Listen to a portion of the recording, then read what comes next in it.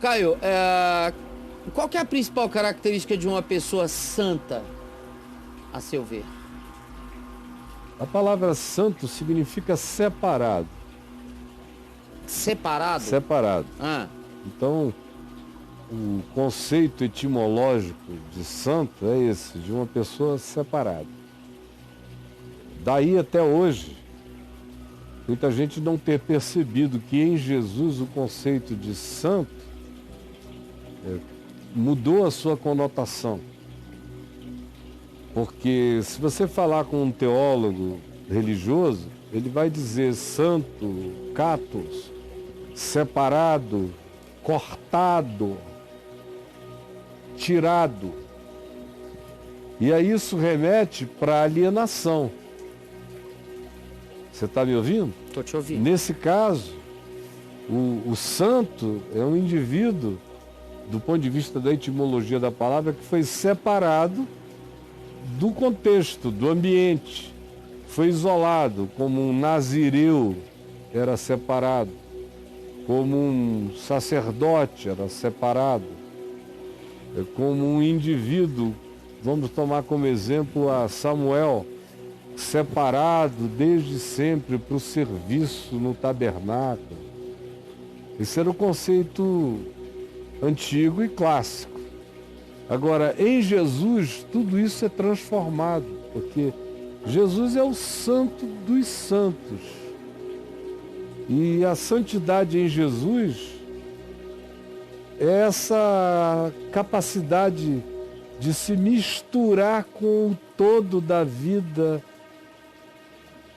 sem macular a sua essência humana.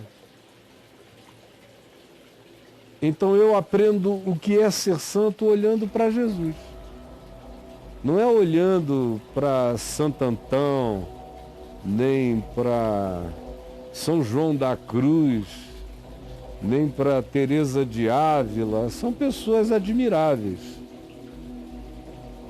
Mas eu aprendo o que é ser santo olhando para Jesus, que comia com publicanos, com pecadores, que tocava em leprosos, para quem ninguém era imundo, que transitava de uma extremidade a outra da existência sem fazer banhos de purificação, levando a consciência e lavando a consciência no amor de Deus em tudo que fazia. Esse para mim é o santo.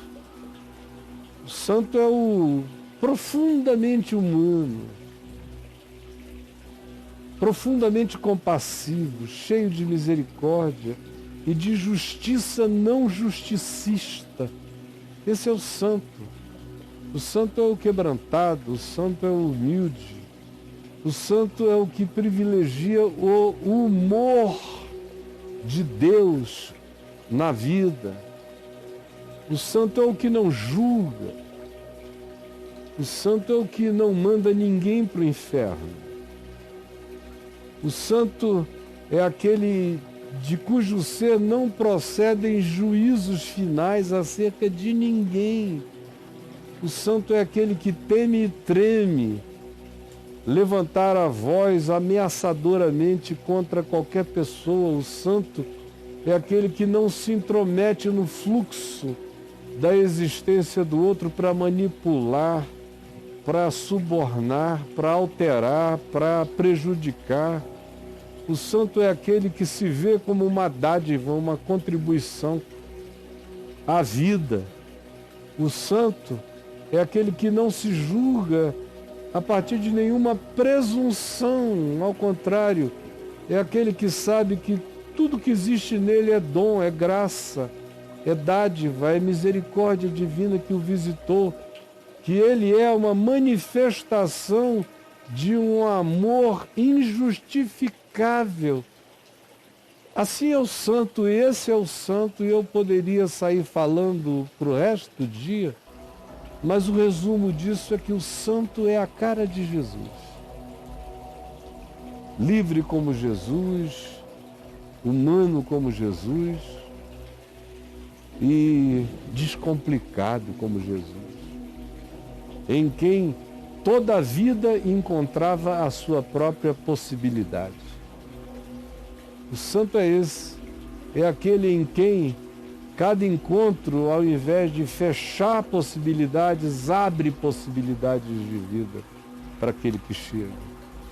Esse é o santo e assim é viver de modo santo. Posso fazer uma pergunta? Pode. Pode ser até uma pergunta idiota, mas Não. assim, é o seguinte. Você começou dizendo que o santo é o separado, não é isso? Que a palavra etimologicamente falando, a palavra santo significa o separado. Então, se Jesus é o santo dos santos e ele ajunta, porque ele é amigo de publicanos, pecadores, como é que ele continua a ser o santo, porque nele não há mácula.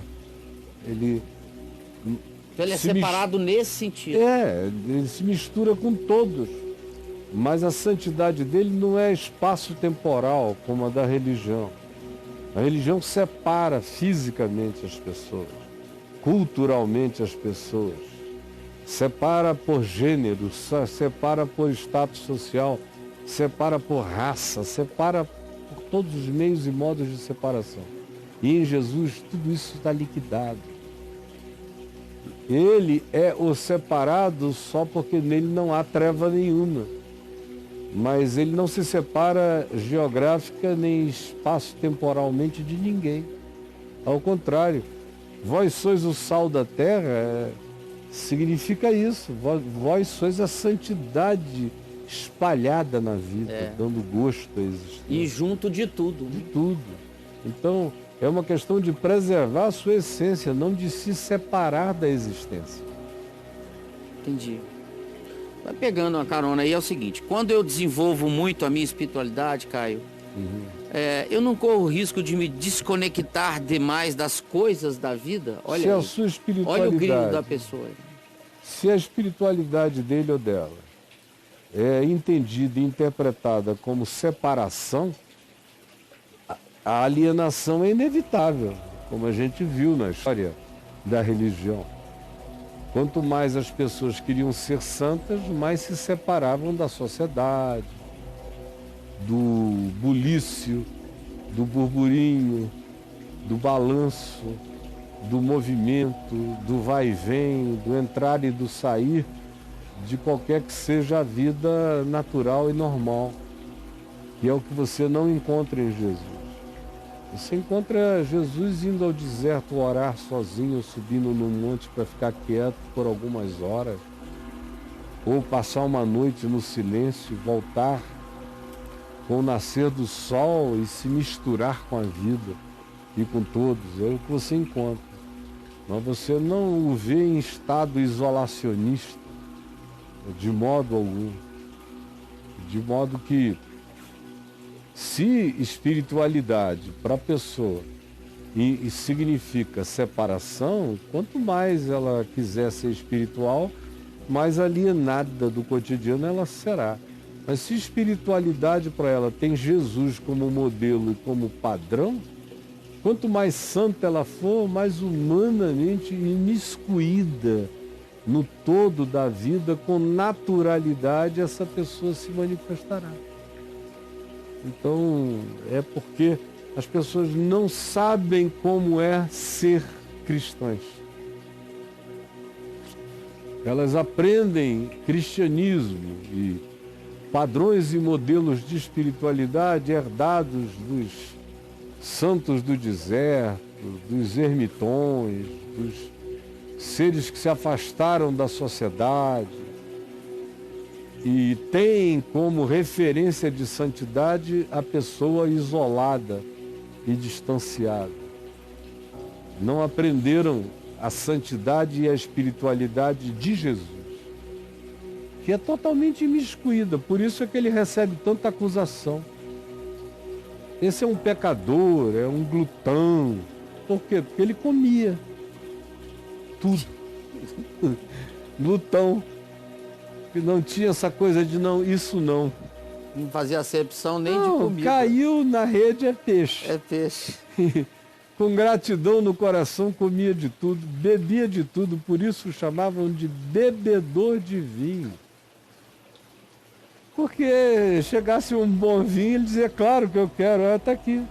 Partiu. O senhor quer? Não, eu quero sim, pode botar um. Enchia a caneca dele. Ótimo vinho. E com essa naturalidade Tá que ele certo. vivia.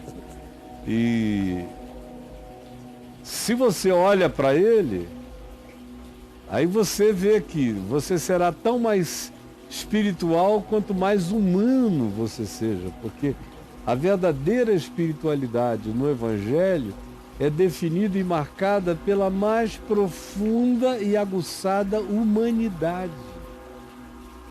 Porque do ponto de vista do Evangelho, ser humano não é ser a pessoa que comete todas as burrices da vida. Como em geral a gente vê as pessoas dizerem, mas eu também sou humano. Sim. Para dizer, foi por isso que eu dei um soco, eu não aguentei mais, aí enchi os córneos. Eu sou humano. Sou humano, tá pensando o que de mim? Não, eu comi mesmo, mas também era uma gostosa que não dava para evitar, afinal eu sou humano. Exatamente. Aí, não, eu traí você sim. Você estava sem me pegar há 2 anos, eu fui ficando numa carência, encontrei aquele garotão lindo, eu dei mesmo, e daí? Eu sou humana. Isso. Então, o ser humano, entre aspas, se tornou quase que algo que tem a ver com o consentimento com o pior da nossa natureza. Então, as pessoas dizem que são humanas para justificar o pior delas. Sim. Quando, na realidade, o conceito de humano, segundo Cristo, segundo o Evangelho, é o oposto. É o oposto.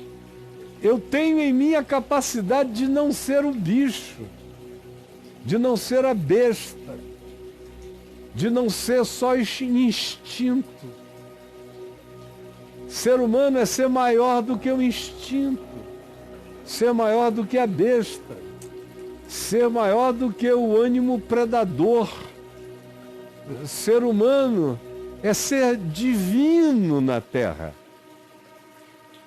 E quanto mais humano eu seja, mais divino eu me manifestarei. Porque a dimensão humana é exatamente essa. É o que manifesta o lado humano de Deus e o lado divino do homem. Isso é ser humano. É. Mas as pessoas não querem entender o óbvio do Evangelho. É o contrário. É o contrário do vai. que se usa para justificar a desumanização. O cara diz, eu sou humano, para justificar a sua desumanização. Se ele fosse verdadeiramente humano, ele teria lutado e conseguido, porque nenhuma dessas coisas que a gente diz que se entrega a elas porque a gente é só humano, nenhuma delas são absolutas, nenhuma delas é definitiva. Todas elas são vencíveis. Todas elas podem ser postas para trás de nós. A gente pode passar por sobre elas. Como diz Paulo, que a nenhum de nós veio nenhuma tentação que não fosse humana. Não fosse humano. 1 aos Coríntios, no capítulo 10. Ele diz isso, não veio sobre nenhum de nós qualquer tentação que seja uma coisa sobre-humana, não. Tudo aquilo que eu experimento, eu posso vencer. Não existe nenhuma tentação que chegue tão poderosa que se alegue então que se tratava de algo invencível. Eu cedo ou eu não cedo. Mas Paulo diz aqui em 1 aos Coríntios 10, 13, não vos sobreveio tentação que não fosse humana. Assim dizendo, ele está afirmando que tudo que me chega como tentação, eu tenho o poder de resistir e de vencer. Não vos sobreveio tentação que não fosse humana. Mas Deus é fiel e não permitirá que sejais tentados além da vossa humanidade, além das vossas forças.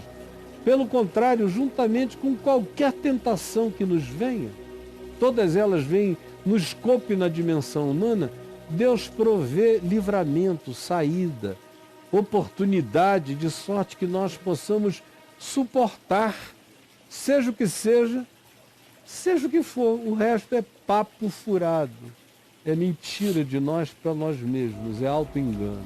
É.